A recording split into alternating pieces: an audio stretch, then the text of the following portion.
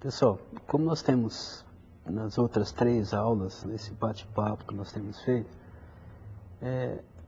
a grande preocupação é mostrar que o Espiritismo ele não ocorre fortuitamente durante o século XIX, tem todo um processo para que ele ocorra, né? Há todo um amadurecimento para que ele ocorra. Então, dentro disso nós falamos de reforma, de renascimento, de iluminismo, de conquistas da ciência, de queda do Império Romano, de estruturação da igreja. Agora, algumas questões ficam ainda patentes, do tipo, se nós pensarmos em reforma, teve a reforma, uma busca, uma tentativa de voltar a um cristianismo primitivo, mais simplificado, né? Teve o Renascimento, conhecimento científico crescendo. Agora, a grande questão, Jefferson, por que o Espiritismo? A pergunta pode até parecer, mas dentro desse contexto, o que o Espiritismo vai estar realmente agregando? O que ele vai estar trazendo como uma mensagem nova? Sim. Como uma visão nova para esse homem que, veja, eu acho que é importante a gente ter essa colocação, né? Você, ao mesmo tempo, toda a análise que foi feita aqui, não há em nenhum momento uma preocupação crítica no sentido de criticar as instituições, apenas de mostrar um processo que ocorreu na história. Ocorrido esse processo, aquele homem que de certa forma tinha uma posição meio tranquila, porque ele sabia que podia ir para o inferno ou para o céu, né? Mas era tranquila a posição dele, que se ele tivesse determinada conduta, ele ia para o céu. De repente, ruíram as crenças, ele não sabe se Deus está existindo, se tudo é a ciência que tem que explicar. Onde está entrando, o que o Espiritismo vai estar agregando dentro desse contexto? Ou seja, por que o Espiritismo? Olha, se nós atentarmos para os eventos, para a confusão que estava acontecendo ali no século XIX, porque tudo tem seu preço, não é, Cícero? O preço da liberdade traz a responsabilidade. Você poder tomar suas decisões, Exatamente. Né? Isso enquanto indivíduos, enquanto instituições, enquanto sociedade. Veja que nós estamos acompanhando ao longo desses eventos históricos a maturidade em todos esses eixos. A sociedade humana está evoluindo. O indivíduo que está dentro dessa sociedade está evoluindo. E as instituições que dão conta da relação desse indivíduo com essa sociedade têm que evoluir para dar conta disso. Porque quando há uma falta de sintonia, a coisa pega. Então surgem revoluções, né? Ocasionadas pelas diferentes ações, diferentes formas de agir. Então, se eu estou no modelo feudal, onde aquele que nasce dentro da minha terra vai nascer, crescer e morrer ali e tem todo um relacionamento previamente definido comigo. Vai trabalhar para mim em troca de um pedacinho de terra e de um dia para trabalhar para ele. A partir do momento que muda esse sistema, as relações têm que ser reavaliadas. O jogo de poder, não é? E você bem colocou. É ruim que eu nasça no mundo medieval filho de sapateiro, porque eu vou morrer sendo sapateiro. Essa é a regra. Filho de sapateiro é sapateiro, filho de padeiro é padeiro. Se você pegar os nomes alemães, os nomes europeus, cunhados na Idade Medieval, você vai perceber que os sobrenomes são sapateiro, padeiro, bolseiro, não é? Vem daí, da profissão daquele artesão, o que ele fazia para ganhar vida. E ele iria educar os filhos dele para ser isso. Ora, você sabe que nasceu numa condição social, você não vai sair dela, a sua vida está traçada. Cabe a você se conformar e trilhar o seu caminho e aguardar que, pela graça divina, você seja um dos escolhidos para ir para o céu. Porque também a igreja dizia nessa época que não importava as suas ações. É pela graça divina que você iria para o céu. Assim. Por quê? Porque ela tem que justificar uma série de relacionamentos com o poder. Então não importa que você foi mal, fez guerra enquanto rei, matou pessoas. Se você for perdoado lá no fim, você vai para o céu. E não importa que você foi um bom sapateiro e a vida inteira foi honesto. Nessa linha porque né, você precisa da gente para ir para o céu. Nessa linha ela até criou a figura do purgatório, né? Exatamente. Para justificar como é que eu dou conta de um pecador conseguir ir para o céu. Como é que ele vai para o céu, né? Por meu intermédio. Ele paga umas penas. Né? E foi aí que o Lutero ficou muito chateado e foi a gota d'água, porque tinha gente comprando a passagem para ir para o céu e a igreja vendendo. Né?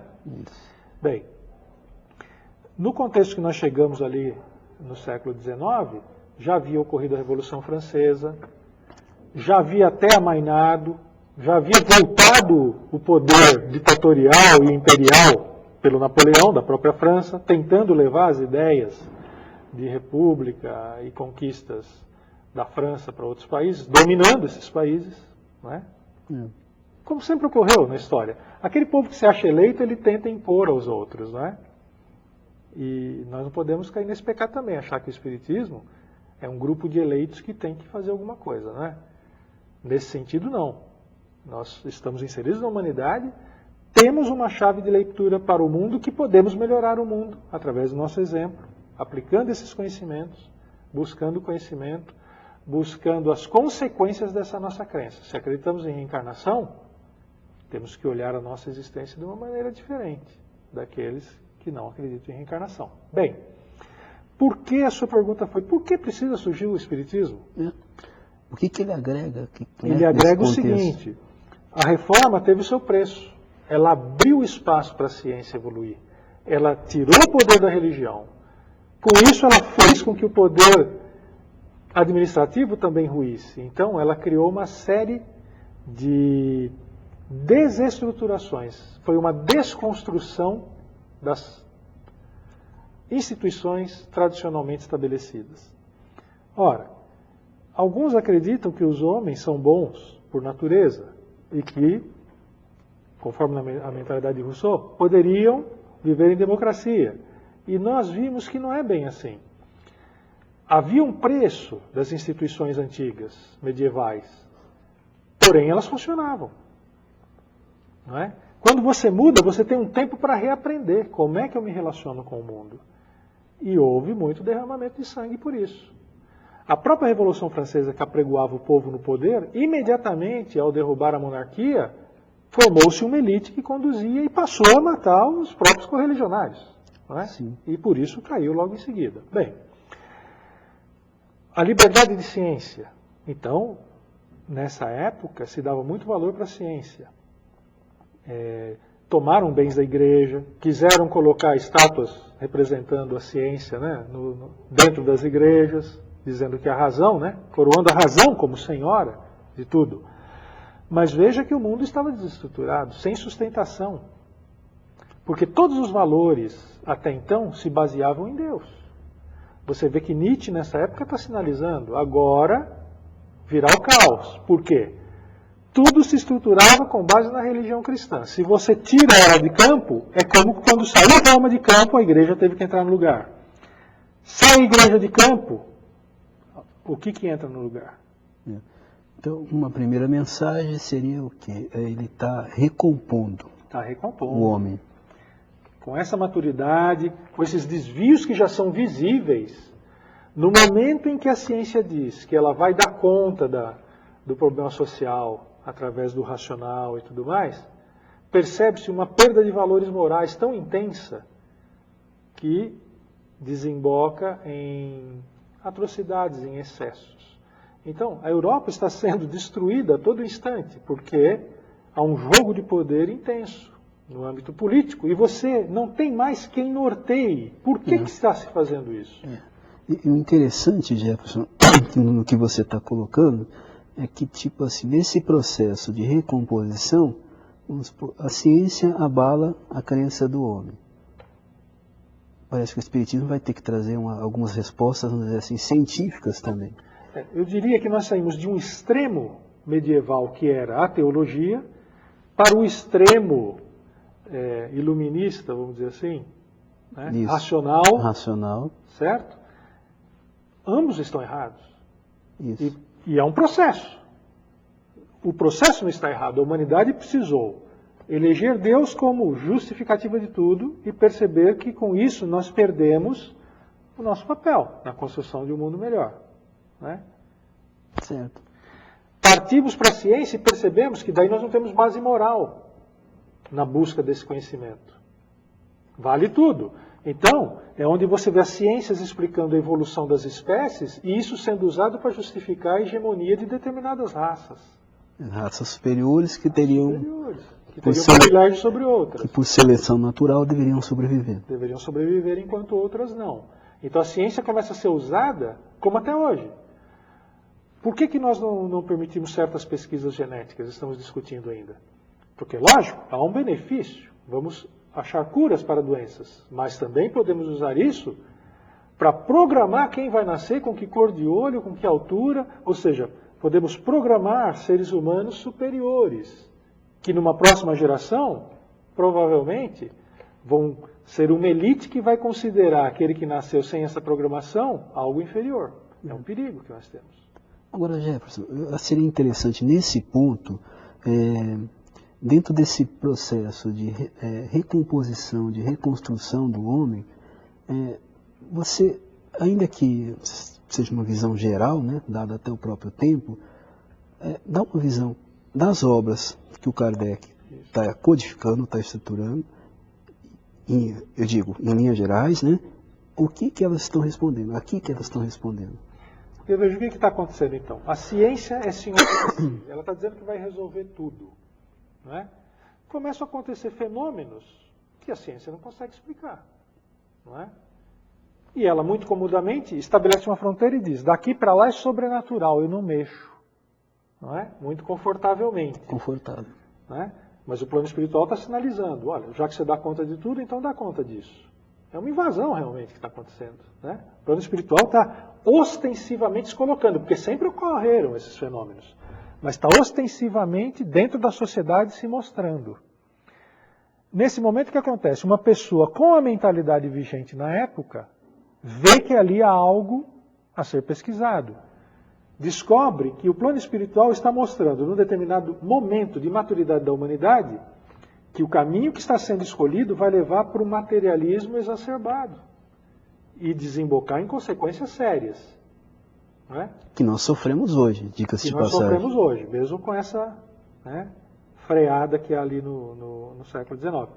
Mas então Kardec mapeia todo um mundo novo e relações entre esses dois mundos. Não é? E como que ele mapeia isso? Ele então se estrutura com um método e faz perguntas. Perguntas que nós faríamos. Ele se coloca no lugar de quem é leigo e começa a perguntar. Ele compõe então o Livro dos Espíritos, que é um apanhado de 1000 e poucas questões, que é o primeiro livro da codificação. Primeira pergunta, o que é Deus? Isso. Vamos retomar. E aí vem as respostas. Ele vai fazendo perguntas e respostas. Um livro extremamente didático, né? Ali está o pedagogo expresso ao máximo, né? Porque dá conta de um assunto tão sério, mapear o mundo extrafísico, mostrar que ele não é sobrenatural, é natural, que nós o desconhecemos. Aí a importância da primeira fase de Kardec, né? A importância do preparo, preparo. Para colocá-lo dentro da mentalidade, usando a própria mentalidade de sua época, ou seja, não é um alienígena que está ali. É um produto da educação da época dele. Tá. E consegue enxergar. Agora tem ali, então, o fruto da evolução adquirida enquanto espírito, que é, olhando para as mesmas coisas, enxergar algo diferente.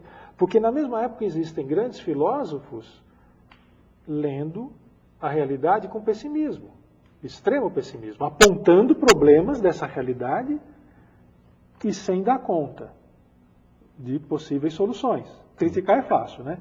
Ele vai mapear um mundo novo, que vai nortear uma nova forma de nos relacionarmos nesse mundo. Tá. Então, primeiro o Livro dos Espíritos, perguntas e respostas. Aí eu lembro que no nosso primeiro encontro você falou, olha, depois isso daqui abre-se em outras obras, né? Sim, porque existem capítulos, grandes capítulos, né? Grandes conjuntos de questões. Então, questões, por exemplo, voltadas à origem do universo, origem da vida, como é que surgiu, não é? Isso daí gera um outro livro. Gera um outro livro, a Gênese. A Gênese. Né? Onde ele vai explicar como que os espíritos surgem, simples e ignorantes, não há queda, não há pecado original, simples e ignorantes, e evoluem ascendendo a planos de consciência mais elevados. O que explica toda a nossa evolução e maturação terrena. E o interessante é que nisso daí você tem uma conciliação de ciência com religião, né? Você está usando a ciência, mas não está negando a religião. É que está uma das grandes façanhas do Kardec é essa. Usando o ferramental racional, explicar a religiosidade, porque é um componente inseparável da psique humana, não é? Você falou... Freud já dizia, se nós não tivéssemos religião, nós inventaríamos. Com certeza. Você disse também que dentro desse mundo científico, vamos dizer assim, dessas conquistas, caminhamos para o materialismo, vai ter uma resposta em termos para as questões morais, vamos dizer assim, dentro dessa visão que nós vamos continuar vivos, não é? Vamos reencarnar, estamos em evolução. Em que livro que ele vai estar tratando isso? Então, o Livro dos Espíritos explica em questões, depois ele vai especializando. Então, a Gênese para explicar toda a origem, né? Uma parte mais científica. Do universo, a parte mais científica. Então, o aspecto científico da doutrina espírita está ali. Não é? Ele vai basear a doutrina espírita no tripé filosofia, ciência e religião, que é sempre o que está permeando todos os debates ao longo da humanidade. Sempre está tendendo mais fortemente para um desses pontos. Que nós vimos em Renascimento, Reforma e Iluminismo, né? Então, ele vai procurar, o Livro dos Espíritos, responder às questões gerais e especializar esses grupos de questões, vão gerar livros. Então, a Gênese, cunho científico, explicando a origem de todas as coisas.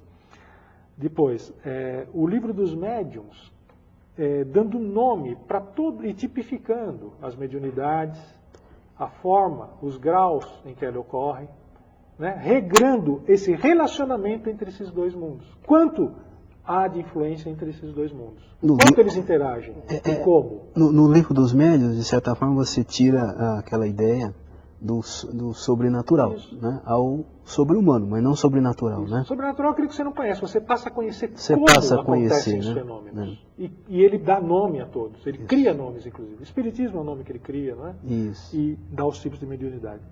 Depois você tem o aspecto religioso, enfocado no Evangelho segundo o Espiritismo, que Kardec muito sabiamente separou as questões de cunho moral, não é?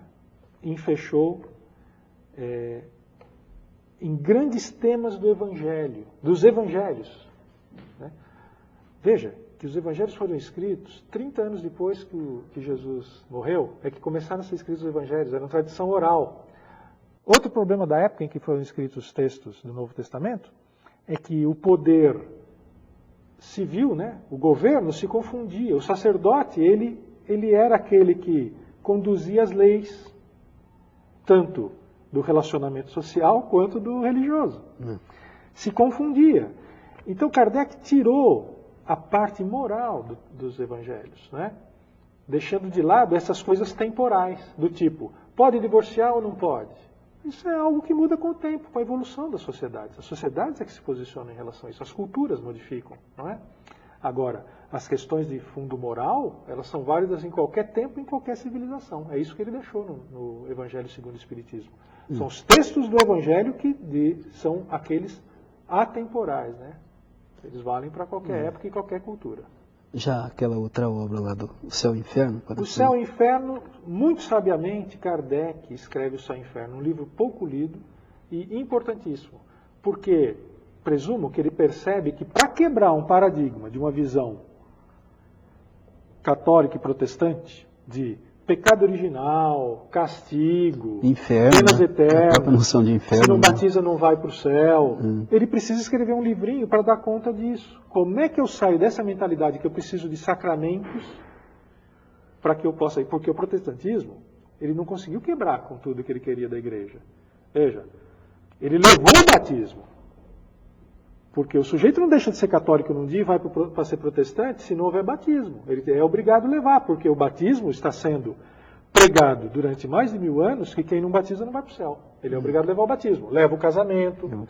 O Espiritismo não leva nada disso. Eu diria que é uma segunda onda de reforma, o Espiritismo. é uma segunda tentativa de resgatar aquele cristianismo puro que Jesus trouxe, sem hierarquia, sem dogmas, não é?